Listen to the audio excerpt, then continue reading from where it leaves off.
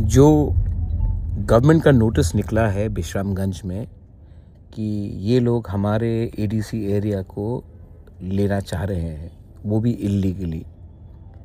इससे हमारे तिपरा लोगों को एक बात समझना चाहिए। जो शब्द का इस्तेमाल किया जा रहा है आजकल, मैंने सुना है बहुत बार, हम एडीसी को दखल करेंगे। दखल का मतलब क्या होता है? कैप्चर। और ये जो विश्रामगंज में हो रहा है ये इल्लीगल कैप्चर है।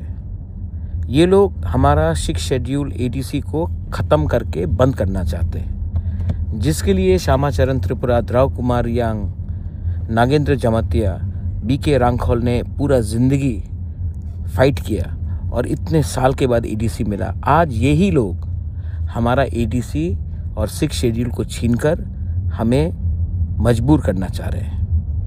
आपको भी विचार करना है, क्या पार्टी इम्पोर्टेंट है या अपना बच्चे का भविष्य?